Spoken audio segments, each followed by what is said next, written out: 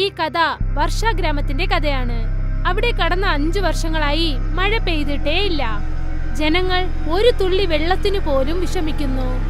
വർഷ ഗ്രാമത്തിന്റെ നദി, കുളം, പിന്നെ കിണറ് എല്ലാം വരണ്ടുപോയി. പക്ഷെ ഗ്രാമത്തിന്റെ നടുവിൽ ഒരു കിണർ മാത്രം വെള്ളം കൊണ്ട് നിറഞ്ഞിരിക്കുന്നു. പക്ഷെ ഈ കിണറ്റിൽ നിന്നും ആരെ കൊണ്ടും വെള്ളമെടുക്കാൻ പറ്റില്ല. എന്തുകൊണ്ടെന്നാൽ ഈ കിണറ് ആൺപ്രേതം പിന്നെ പെൺപ്രേതത്തിന്റെ പിടിയിലാണ്. ഗ്രാമത്തിലെ ജനങ്ങൾ വളരെ ധൈര്യത്തോടെ ആ കിണറിനടുത്ത് ചെന്ന് പ്രേതങ്ങളോട് പ്രാർത്ഥിച്ചു. ഈ കിണറ്റിലുള്ള ആൺപ്രേതവും പെൺപ്രേതത്തിന്റെ അടുത്ത് സംസാരിക്കാൻ വേണ്ടിയാണ് ഞങ്ങൾ വന്നത്. ദയവായിട്ട് ഞങ്ങളുടെ മുമ്പിൽ വരണം. പ്രേതങ്ങൾ രണ്ടുപേരും കിണറ്റിൽ നിന്നും പുറത്തു വന്ന് നിന്നു. ഗ്രാമത്തിലെ ജനങ്ങൾ ആ 2 പ്രേതങ്ങളെയും കണ്ട് പേടിച്ചു വിറച്ചു. എങ്കിലും അവർ തങ്ങളുടെ പേടി മറച്ചു വെച്ച് അവരോട് സംസാരിച്ചു. ഈ ഗ്രാമം വെള്ളമില്ലാതെ തെരുതെരുവായിട്ട് അലഞ്ഞുകൊണ്ടിരിക്കുകയാണ്. മൃഗങ്ങളൊക്കെ വെള്ളമില്ലാതെ മരിച്ചു കൊണ്ടിരിക്കുകയാണ്. അടുത്തത് മരിക്കാൻ പോകുന്നത് മനുഷ്യന്മാരാണ്. അതിന് ഞങ്ങളെ കൊണ്ട് എന്ത് ചെയ്യാൻ പറ്റും? ഈ ഗ്രാമത്തിൽ 5 വർഷം കൊണ്ട് മഴ പെയ്യുന്നില്ല. അതിനു കാരണം നിങ്ങളെല്ലാം ചെയ്ത പാവമാണ്. ഞങ്ങളുടെ മേലെ കരുണ കാണിച്ച് ഞങ്ങളെ വെള്ളം എടുക്കാൻ സമ്മതിച്ചൂടെ?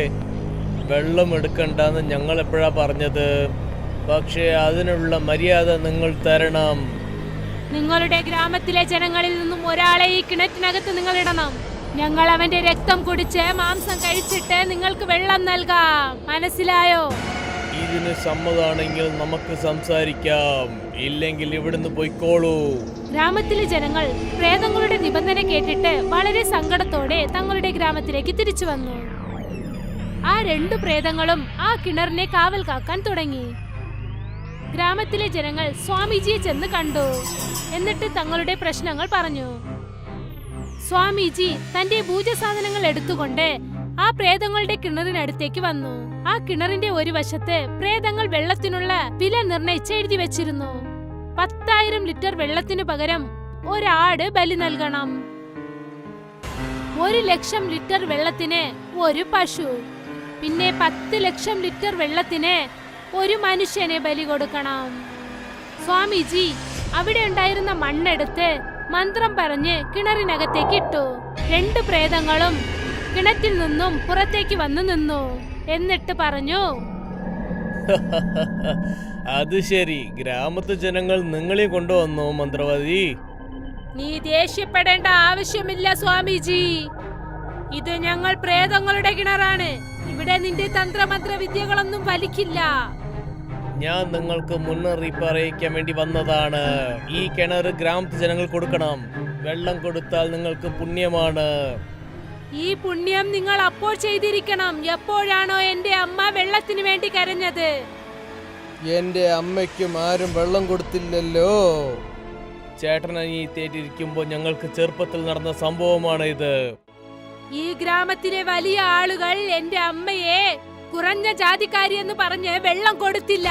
എന്റെ അമ്മ വെള്ളം എടുക്കണമെന്ന് പറഞ്ഞിട്ട് ഇങ്ങോട്ട് വന്നപ്പോൾ പക്ഷെ ഈ ജനങ്ങളൊക്കെ ഈ കിണറ്റിൽ തള്ളിയിട്ടു.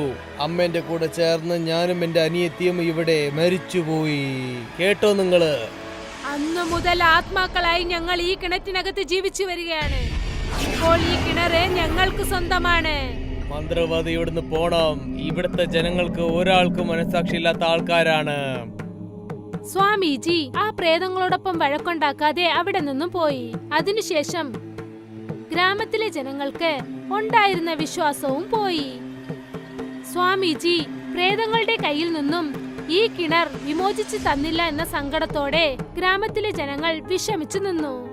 നമ്മൾ ആ മന്ത്രവാദിന്റെ മേലെ കുറെ വിശ്വാസം ഉണ്ടായിരുന്നു. ഇപ്പൊ അയാളടുത്ത് നമുക്ക് സഹായം കിട്ടാണ്ട് പോയല്ലോ. ഇപ്പൊ നമ്മളടുത്ത് ഒരു വഴിയുമില്ല. എന്തു ചെയ്യും? അങ്ങനെ നമ്മൾ വെള്ളം കുടിക്കണമെങ്കിൽ ആ പ്രേതം ചോദിക്കുന്ന പോലെ ഒരു ബലി നമുക്ക് നൽകണം. അതെ, ഒരു 10,000 ലിറ്റർ വെള്ളത്തിന് വേണ്ടി ഒരു ആടിന് ബലി കൊടുക്കുന്നത് തെറ്റില്ലെന്ന് തോന്നുന്നു. ഗ്രാമത്തിലെ ജനങ്ങൾ ആ പ്രേതങ്ങളുടെ മുന്നിൽ തങ്ങളുടെ തോൽവി സമ്മതിച്ചു. എന്നിട്ട് വെള്ളത്തിനു വേണ്ടി ആടിനെയും പശുവിനെയും ബലി നൽകി. ആ പ്രേതങ്ങളും ബലി അംഗീകരിച്ച് സന്തോഷിച്ചു. ഇപ്പോൾ ഗ്രാമത്തിൽ ഇത് ദിവസവും നടക്കാൻ തുടങ്ങി. സ്വാമിജി ഒരു ദിവസം ജനങ്ങളെ തന്റെ അടുത്തേക്ക് വരാൻ വിളിച്ചു. ആ പ്രേത കിണറിൽ നിന്നും പ്രേതങ്ങളെ വിരട്ടാൻ ഒരു ഐഡിയ പറഞ്ഞു. ഞാൻ ആ പ്രേതം ആ കിണറ്റിൽ നിന്ന് വിടിവിക്കാൻ വേണ്ടി ഒരു ആലോചന ചെയ്യുന്നുണ്ട്. നിങ്ങളൊക്കെ എനിക്ക് അതിന് ഒരുതനയായിട്ട് ഉണ്ടാവണം. സ്വാമിജി, ഞങ്ങൾ എപ്പോഴും നിങ്ങളുടെ കൂടെ ഉണ്ടാവും. ഞങ്ങൾ എന്താ വിചാരിച്ചു വെച്ചാൽ നിങ്ങൾ ഞങ്ങളെ കൈവിട്ട് എന്നാണ് ഞങ്ങൾ കരുതിയത്. ഗ്രാമത്തെ ജനങ്ങൾ നിങ്ങൾ ആ അമ്മയ്ക്ക് ചെയ്തത് വലിയ തെറ്റായ കാര്യമാണ്. ഒരു പക്ഷേ നിങ്ങൾ ആ അമ്മയ്ക്ക് വെള്ളം നൽകിയിട്ടുണ്ടെങ്കിൽ ആ 2 കുട്ടികൾ ഇന്ന് പ്രേതമായിട്ട് ചുറ്റില്ലായിരുന്നു.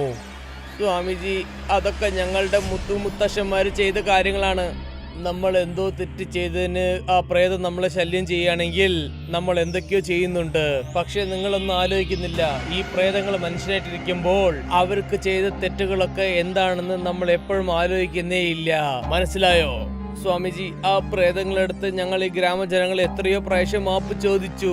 പക്ഷേ ഞങ്ങൾക്ക് മാപ്പ് കിട്ടിയേയില്ല സ്വാമിജി. ശരി, ഇപ്പൊ മാപ്പ് കിട്ടുന്ന സമയമല്ല. ഞാൻ പറയുന്നത് നന്നായിട്ട് കേൾക്കൂ. ആ കിണറ്റിലുള്ള വെള്ളം നോക്ക് വേണമെങ്കിൽ ഞാൻ ആ കിണറ്റിന്റെ താഴെ പോയി ഞാൻ അവിടെ ജലസമാധിയായിട്ട് ഇരിക്കണം. സ്വാമിജി, അതുകൊണ്ട് എന്തുവാവും? ഈ പ്രേതങ്ങളെ ഇവിടുന്ന് പുറത്താക്കാൻ ഞാൻ ആ കിണറ്റിന്റെ അടിയിൽ പോകണം.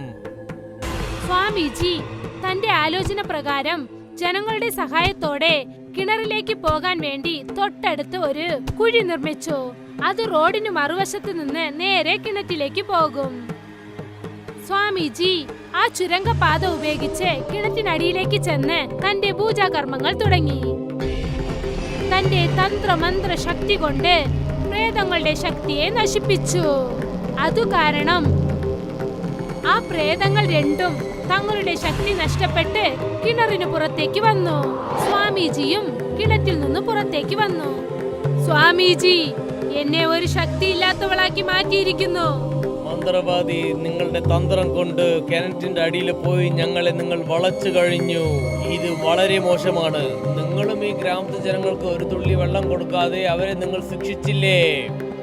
ഞങ്ങൾ ഈ കിണർ വിട്ട് വേറെ എവിടേക്കെങ്കിലും പോയേക്കാം. ഇനി ഇവിടുത്തെ ഗ്രാമത്തെ ജനങ്ങൾ ഇവിടുത്തെ വെള്ളം എടുക്കാം. നിങ്ങളെ ഞാൻ എങ്ങോട്ട് വിടാൻ പോകുന്നില്ല. നിങ്ങൾ ഇവിടെ തന്നെ ഞാൻ ഭസ്മമാക്കാൻ പോവുകയാണ്. ഇല്ല സ്വാമിജി, നീ ഞങ്ങളെ ഭസ്മമാക്കാൻ പാടില്ല. ഇനി ഞങ്ങൾ ആർക്കും ഒരു കാര്യത്തിലും ഒരു ശല്യം തരില്ല. സ്വാമിജി ആ പ്രേതങ്ങൾ പറഞ്ഞതൊന്നും തന്നെ കേട്ടില്ല.